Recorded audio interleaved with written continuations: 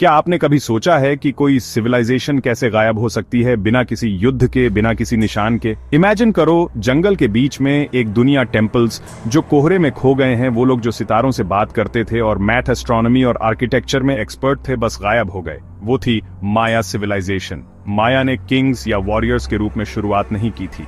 वे meso America के heart में farmers थे, आज का मेक्सिको, ग्वाटेमाला और होंडुरास। लेकिन उन्हें क्या स्पेशल बनाता था?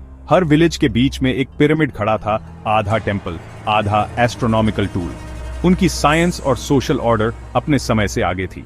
अब उनके जीनियस के बारे में बात करते हैं। माया ने सोलर ईयर को 365.2420 डेज कैलकुलेट किया बिना किसी मॉडर्न इक्विपमेंट के। उनके कैलेंडर ने साइंटिस्ट को स्पीचलेस कर दिया। उन्होंने मैथ में जीरो का भी इस्तेमाल किया, दुनिया के ज्यादातर हिस्सों से बहुत पहले। और उनके प्रीस्ट्स, उन्होंने स्टार्स को मैप किया और इक्लिप्सेस की भविष्यवाणी की, बस रात के आसमान में देखकर।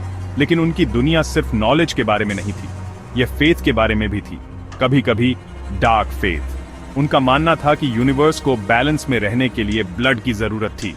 किंग्स, प्रीस्ट्स, यहां तक कि प्रिजनर्स, उन्हें देवताओं को सैक्रिफाइस किया जाता था, सब कुछ बारिश और अच्छी फसलों के लिए। उनके सिटीज, जॉ ड्रॉपिंग। टिकल का ग्रेट टेम्पल 70 मीटर्स ऊंचा है, जंगल में पत्थर का एक पहाड़, कोई सीमेंट नहीं, बस प्योर इंजीनियरिंग। और हजारों सालों के बाद भी ये स्ट्रक्चर्स अभी भी ऊंचे खड़े हैं, समय को चुनौती देते हुए। माया सोसाइटी में हर किसी की एक रोल थी, किंग, प्रीस्ट, वॉरियर, फार्मर।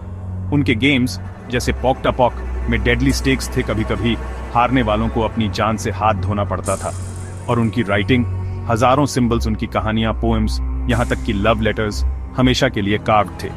फिर अचानक सब कुछ फीका पड़ गया।